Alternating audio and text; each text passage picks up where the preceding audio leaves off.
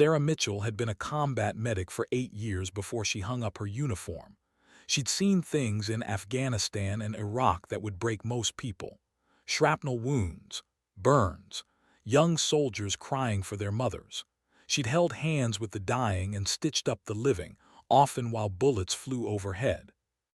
Now, at 32, she was starting over as a rookie nurse at Riverside Community Hospital in Pine Falls, Georgia. It was a small town, the kind where everyone knew everyone, and the hospital served 3 counties. Sarah thought civilian nursing would be easier than battlefield medicine.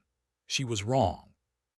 From her first day, Dr. Marcus Webb made sure she knew her place. Dr. Webb was the hospital director, a tall man in his 50s with silver hair and an expensive suit under his white coat.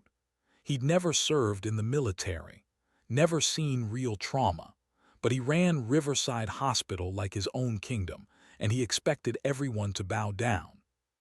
"Nurse Mitchell," he'd said on her first morning, looking her up and down with cold eyes. "I see you're former military. That's fine, but this isn't a war zone. We do things properly here. We follow protocol. We don't need any cowboy heroics." Sarah had simply nodded, "Yes, doctor." But Dr. Webb wasn't finished. "I've seen plenty of military nurses come through here. They all think their field experience makes them special. It doesn't. You're starting from the bottom just like everyone else." Over the next 3 weeks, Dr. Webb went out of his way to make Sarah's life difficult. He criticized her in front of patients. He wrote her up for minor infractions that other nurses got away with daily. When she suggested a different pain management approach for a patient based on her combat medicine experience, he humiliated her during rounds. "Nurse Mitchell thinks she knows better than doctors," he'd announced to the entire surgical team. "Perhaps she should have gone to medical school instead of playing soldier." The other nurses witnessed it all. Some felt sorry for Sarah. Others, like charge nurse Betty Hodges, seemed to enjoy watching the new girl get put in her place. "You need to learn to keep your mouth shut," Betty told her one afternoon. "Dr. Webb doesn't like nurses who think they're smart." Sarah bit her tongue. She needed this job. After years of war, she'd promised herself a quiet life. She'd promised her younger brother Danny that she'd stay safe. Danny was all she had left after their parents died. But staying quiet got harder every day. Dr. Webb wasn't just mean to Sarah. She started noticing other things. He was rough with patients, especially the ones who couldn't afford to complain. The uninsured, the elderly on Medicaid, the homeless man who came in with pneumonia. "We're not a charity," Dr. Webb snapped when Sarah asked if the homeless patient could stay another night. "Discharge him. He's well enough to leave." "Sir, he has nowhere to go. It's 30 degrees outside." "Not our problem, Nurse Mitchell. Do your job." Sarah did discharge the patient. She also gave him her own winter coat and $40 for a motel room. She couldn't save everyone, but she could help one person stay warm. Then there was Max. Max was a 3-year-old German Shepherd, a retired military working dog who'd served 2 tours overseas. His handler had been a Marine named Corporal Jake Chen, who was now a security guard at Riverside Hospital. Jake and Sarah had recognized each other's military bearing immediately. They'd bonded over coffee in the cafeteria, sharing stories that only veterans understood. "Max saved my life twice in Helmand Province," Jake told her, scratching the dog's ears. "IEDs both times. His nose is incredible. When I got out, I adopted him. Couldn't leave him behind." Jake brought Max to work sometimes. The dog was technically a service animal for Jake's PTSD, so the hospital allowed it. Max was calm, well-trained, and seemed to sense when Jake needed him most. Sarah loved seeing Max. The dog reminded her of the working dogs she'd served alongside. Loyal, brave, honest in a way people rarely were. It was a Thursday afternoon when everything changed. Sarah was restocking supplies in the third-floor storage room when Dr. Webb appeared in the doorway. His face was red, and he smelled like alcohol. It was 2 in the afternoon. Nurse Mitchell, a word. Sarah's stomach tightened. She'd learned to recognize that tone. Yes, doctor. He stepped into the small room and closed the door behind him. The storage room was barely 10 feet square, lined with metal shelves full of bandages, syringes, and medical supplies. I've been reviewing your performance, Dr. Webb said, moving closer. It's not improving. I've followed every protocol, sir. I haven't had any patient complaints. Don't talk back to me. His voice was sharp now, angry. You military types are all the same. Think you're better than everyone else. Think you're heroes. Sarah took a step back, but there was nowhere to go. The shelves pressed against her spine. I'm going to make this very simple, Dr. Webb continued, and now Sarah could definitely smell whiskey on his breath. You have 2 choices. You can start being much more cooperative, much more grateful for this job, or you can leave Riverside Hospital. I don't understand what you mean by cooperative. Dr. Webb smiled, but there was nothing friendly in it. I think you do. He reached out and put his hand on her arm. Sarah's training kicked in immediately. She could have broken his wrist in 3 different ways, could have dropped him to the floor in under 2 seconds. 8 years of military combat training made her more dangerous than Dr. Webb could possibly imagine. But she also knew what would happen if she defended herself. A rookie nurse assaulting the hospital director. Who would believe her story? Who would take her side? Don't touch me, she said firmly, pulling her arm away. Dr. Webb's face darkened. You're making a big mistake, Nurse Mitchell. I'm going back to work now. Sarah moved toward the door. Dr. Webb grabbed her wrist hard. We're not finished. Let go of me, now. For a moment they stood there, locked in a silent battle. Sarah's heart pounded, but her face remained calm. She'd faced down enemy fighters. She wouldn't show fear to a bully in a white coat. Finally, Dr. Webb released her. You're finished at this hospital. I'll make sure of it. That's fine, Sarah said quietly, but you won't touch me or any other nurse again. She opened the door and walked out, her legs shaking but her head held high. Sarah went straight to the staff bathroom on the 3rd floor, the single-occupancy one at the end of the hall. She locked the door, turned on the cold water and splashed her face. Her hands were trembling now, adrenaline flooding her system the way it used to before combat missions. She looked at herself in the mirror. Same brown eyes that had seen too much. Same determined expression that got her through 8 years of war. She wasn't going to let Dr. Webb win. Sarah dried her face and pulled out her phone. She started typing out everything that had just happened, documenting it while the details were fresh. Time, location, witnesses, what was said. Military training again, always document everything.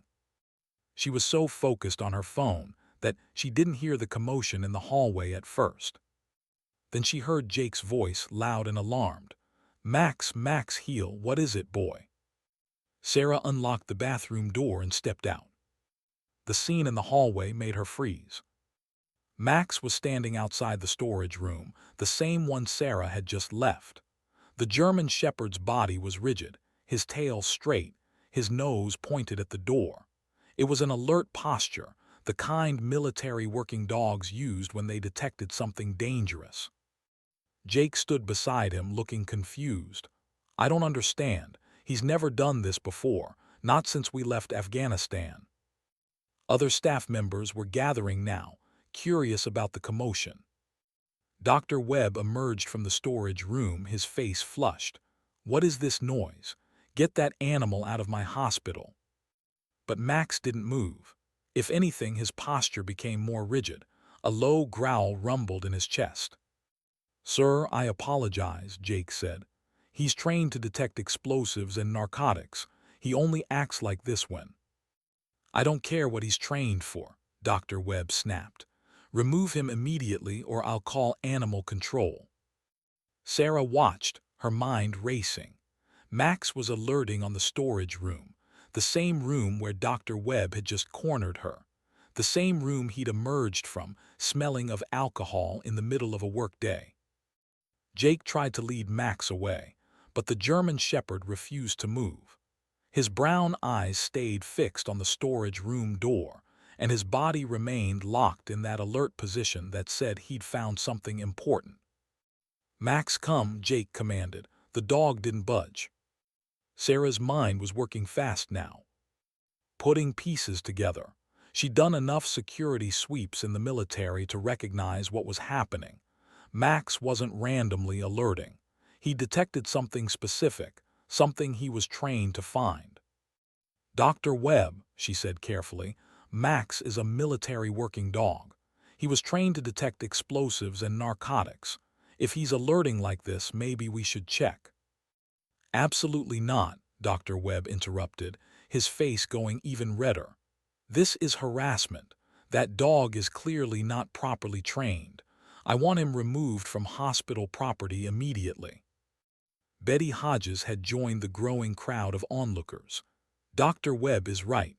We can't have a dog disrupting hospital operations." But Sarah noticed something. Dr. Webb's hands were shaking. Sweat beaded on his forehead despite the cool air conditioning. He looked like a man with something to hide. Jake noticed too. As a former Marine, he'd done enough combat deployments to recognize guilty behavior when he saw it.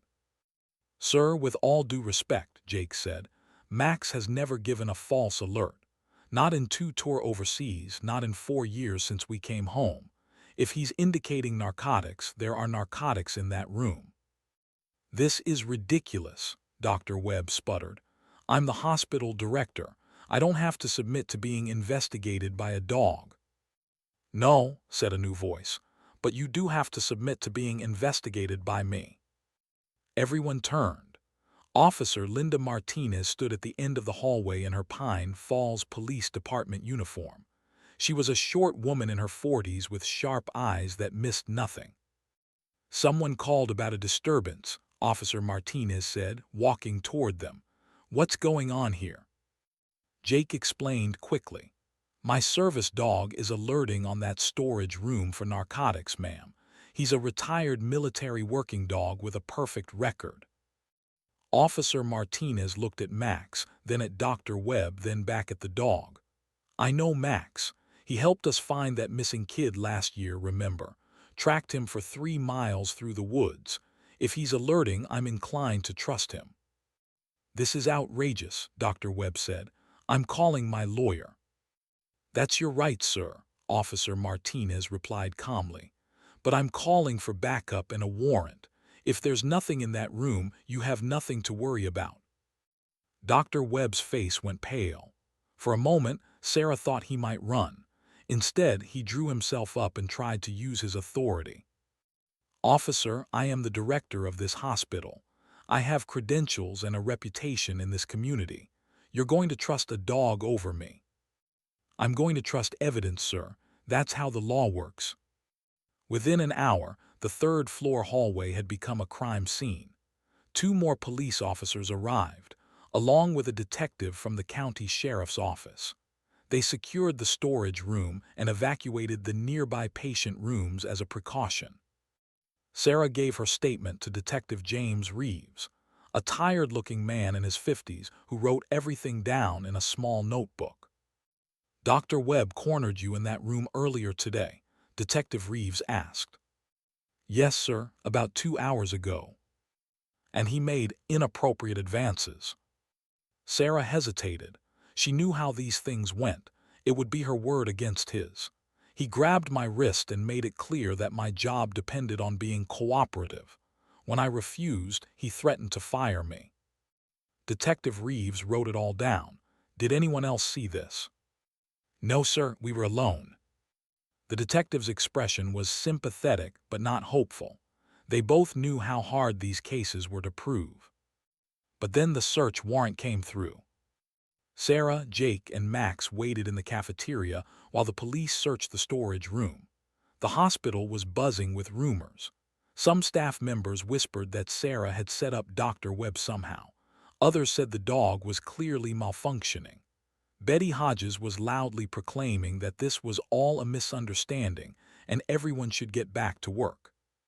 But a few people came to sit with Sarah, a young nurse named Amy who'd also been on the receiving end of Dr. Webb's temper, an older orderly named Marcus who'd worked at Riverside for 20 years. "He's been getting worse," Marcus said quietly. "Used to be he was just arrogant, but the last year or so something changed. He's been angry all the time, erratic." Amy nodded. "I've seen him stumbling in the hallway sometimes. I thought he was just tired, but now I wonder if he was drunk." Jake sat across from Sarah, his hand resting on Max's head. The dog was calm now, lying at his handler's feet. "You okay?" Jake asked Sarah. She nodded. "I've been through worse, but thank you. You and Max might have saved more than just my job today." "Max did all the work. I just held the leash." 2 hours later, Detective Reeves came to find them. His expression was grim but satisfied. "Nurse Mitchell, I need you to come with me, please." Sarah's stomach dropped. Was she being arrested somehow? But Detective Reeves' tone wasn't accusatory. She followed him to a small conference room where Officer Martinez was waiting. They closed the door. "We found something in that storage room," Detective Reeves said. "Hidden behind the shelves in the back corner, a locked metal box." "What was in it?" Sarah asked. "Approximately 300 pills. Oxycodone, hydrocodone, and fentanyl patches. All hospital supplies, all logged as disposed of properly. Except they weren't disposed of at all." Sarah felt her breath catch. Dr. Webb was stealing narcotics. "That's what it looks like. We've also been reviewing hospital records for the past year. There's been a significant increase in logged narcotic disposals since Dr. Webb took over as director. All properly documented, all supposedly witnessed by other staff, all completely fake." Officer Martinez leaned forward. "We also found a bottle of whiskey in that box, and we've requested Dr. Webb's financial records. If he's been selling those pills, there will be a trail." "But," Detective Reeves continued, "what really interests me is what you told me earlier, about Dr. Webb cornering you in that room." "I know it's hard to prove," Sarah started. "Actually, it might not be," Officer Martinez interrupted. "That storage room has a security camera." Sarah blinked. "It does." "Not officially, but the hospital installed them in several storage areas last year after some supplies went missing. They're hidden in the smoke detectors. The hospital administration knows about them, but most staff don't. We pulled the footage." Detective Reeves opened a laptop and turned it towards Sarah. "Is this what happened?" Sarah watched the grainy but clear video. There she was, restocking supplies. There was Dr. Webb entering, closing the door. The audio was faint, but you could hear the conversation. You could see him step toward her aggressively, see him grab her wrist, see her pull away and leave. And after she left, you could see Dr. Webb move to the back corner of the room and pull out the metal box from behind the shelves. He'd opened it, taken out the whiskey bottle and taken a long drink. Then he'd hidden it again and left. "Oh my God," Sarah whispered. "That video shows assault," Detective Reeves said. "It also shows Dr. Webb accessing hidden narcotics, and it corroborates everything you told us. You're not the one in trouble here, Nurse Mitchell. He is." Sarah felt tears prick her eyes, but she blinked them back. She'd learned not to cry in front of other soldiers. The habit stuck. "What happens now?" she asked. "Now we arrest Dr. Marcus Webb for drug theft, possession with intent to distribute, and assault. And we investigate how long this has been going on and whether anyone else was involved." Officer Martinez stood up. "We're also going to need you to testify, probably. Are you willing?" Sarah thought about every time Dr. Webb had humiliated her, every nurse he'd bullied, every patient he'd mistreated because they couldn't fight back. "Yes," she said firmly, "I'll testify." The arrest happened that evening just as the night shift was arriving. Sarah wasn't there to see it, but the hospital grapevine made sure everyone knew within minutes. Dr. Marcus Webb, hospital director, led out in handcuffs, charged with multiple felonies, career over, reputation destroyed. The news spread through Pine Falls like wildfire. A small town loved a scandal, especially when it involved someone who'd acted like he was better than everyone else. Sarah went home to her small apartment and sat on the couch, still processing everything that had happened. Her phone buzzed with messages from other nurses, from hospital administrators, from her brother Danny asking if she was okay. There was a knock at her door around 8 p.m. It was Jake, with Max at his side. "Hope I'm not intruding," Jake said. "I wanted to check on you, and Max wanted to say hello. I think he knows he's a hero today." Sarah smiled and knelt down to pet the German shepherd. "He absolutely is. Good boy, Max, such a good boy." The dog's tail wagged, and he licked her face. "Come in," Sarah said to Jake. "I'll make coffee." They sat in her small living room, drinking coffee and talking about what would happen next. Jake told her that the police had praised Max publicly, calling him a hero. Local news was already covering the story. "They want to interview you," Jake said. "The reporters, I mean. You don't have to talk to them if you don't want to." Sarah considered it. Part of her wanted to hide to avoid the attention. But another part, the part that had led soldiers through combat, knew that speaking up mattered. "I'll talk to them," she said.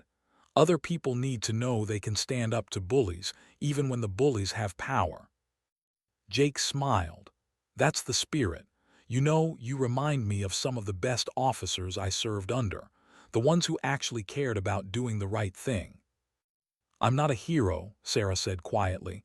"I just refuse to be a victim." The next morning, Sarah woke up to find her phone flooded with messages. The local news had run the story, and it had been picked up regionally. Hospital director arrested after military dog exposes drug theft and assault. Sarah's role in the story was mentioned, though the reporters had been respectful of her privacy. They focused more on Max, the heroic K-9 who detected the hidden narcotics. There were pictures of the handsome German shepherd with Jake, both of them looking proud. When Sarah arrived at work for her shift, she wasn't sure what to expect. Would people blame her for bringing down Dr. Webb? Would they accuse her of causing trouble? Instead, she found a completely different atmosphere. Nurses who'd barely spoken to her before came up to thank her. An elderly patient's daughter hugged her in the hallway. Even some of the doctors, the ones who'd watched Dr. Webb bully staff for years, stopped by to shake her hand. "We should have stood up to him sooner," one of the surgeons told her. "We all knew he was a problem, but nobody wanted to make waves. You were braver than all of us." The interim hospital director, Dr. Patricia Chen, called Sarah into her office mid-morning. Dr. Chen was a kind woman in her 60s who'd been semi-retired but came back to help manage the crisis. "Nurse Mitchell, please sit down," Dr. Chen said warmly. Sarah sat, nervous despite the friendly tone. "I want to apologize to you on behalf of Riverside Hospital," Dr. Chen began. "What Dr. Webb did was inexcusable. The harassment you endured should never have happened, and I'm sorry our system failed to protect you." "Thank you, ma'am." "I've been reviewing your file," Dr. Chen continued. "Your performance has been excellent, despite what Dr. Webb claimed. Your patient care is outstanding. Your medical knowledge is exceptional, and multiple staff members have told me that you've helped them with difficult cases, sharing techniques you learned in combat medicine." Sarah felt her cheeks warm. "I was just trying to help." "That's what good nurses do," Dr. Chen smiled. "I'd like to offer you a position on our trauma team. It would be a significant step up from general nursing, and the pay is better. Your military experience would be invaluable to us. What do you think?" Sarah was stunned. Yes, I'd be honored." "Excellent, we'll process the paperwork this week." As Sarah left Dr. Chen's office, She felt lighter than she had in months, maybe even years. For so long, she'd felt like she was fighting alone, first in the military and then at the hospital. But now she realized she'd found allies, people who valued her, a place where she could use her skills to help people. The investigation into Dr. Webb continued over the following weeks. Detective Reeves kept Sarah updated on the progress. It turned out Dr. Webb's crimes went back nearly 2 years. He'd been stealing narcotics systematically, falsifying disposal records, and selling the pills to a dealer in Atlanta. He'd made over $100,000, money he'd used to fund a gambling addiction. But the investigators found something else too.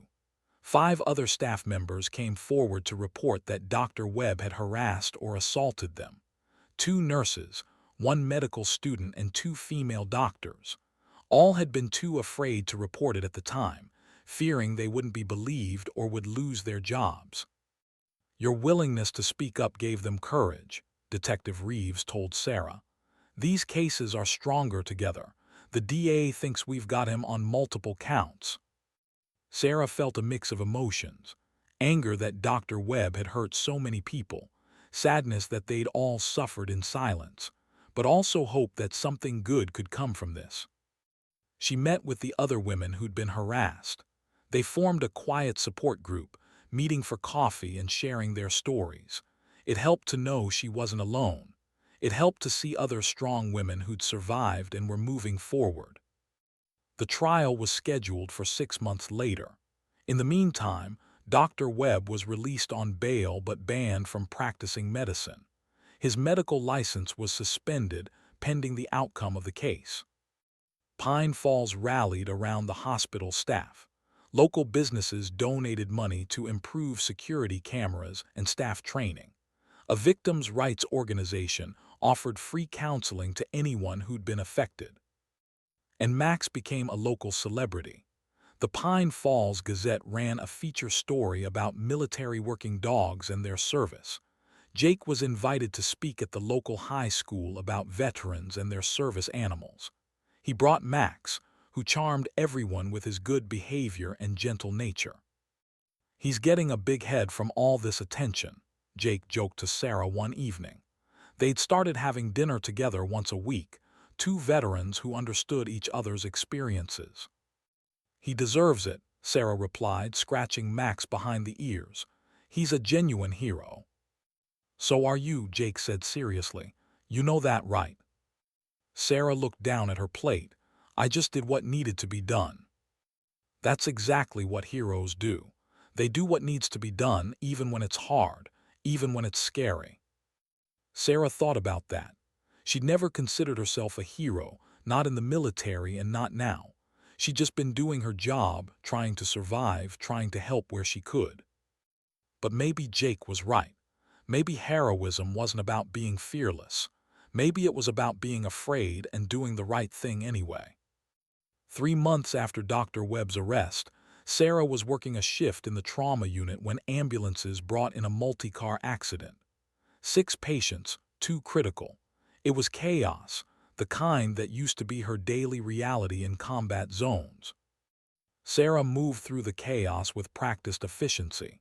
She triaged patients, started IVs, helped the doctors with emergency procedures.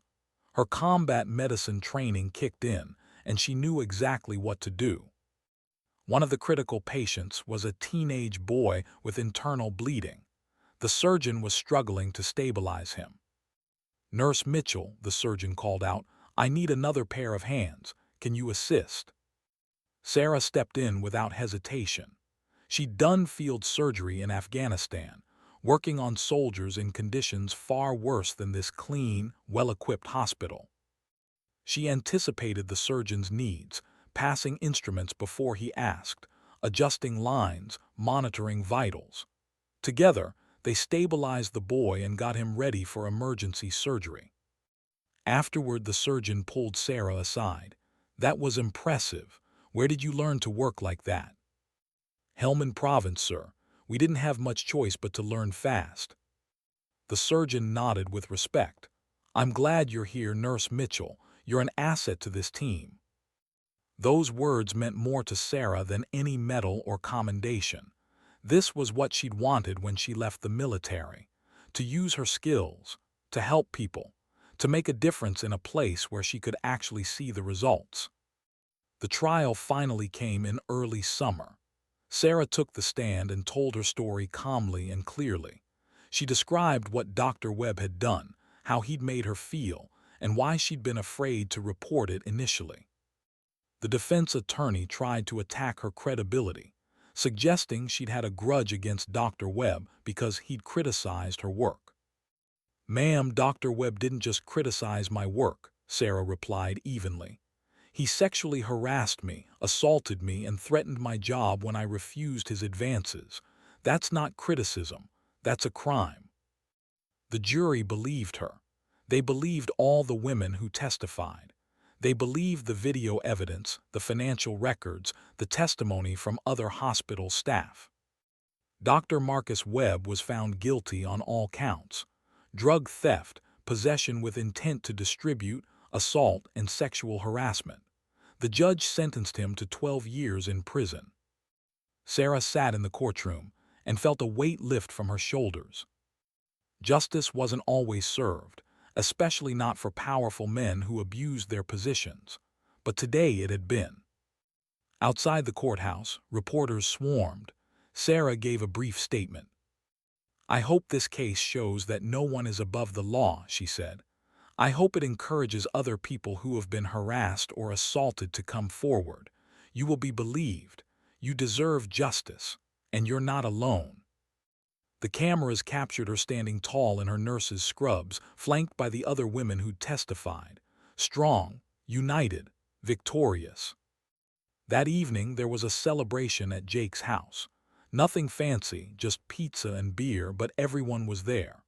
Sarah's colleagues from the hospital, Officer Martinez, Detective Reeves, and of course Max, who got his own pizza toppings as a special treat. "To Max," Jake toasted, raising his beer.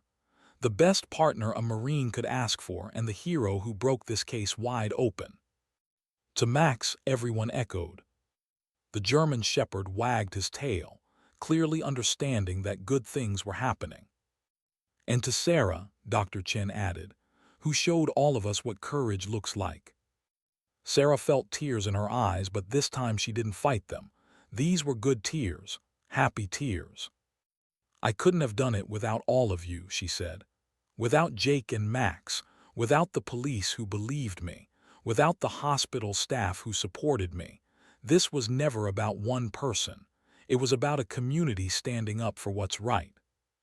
Later, after most people had left, Sarah sat on Jake's porch with Max's head in her lap. The German shepherd was half asleep, content and peaceful.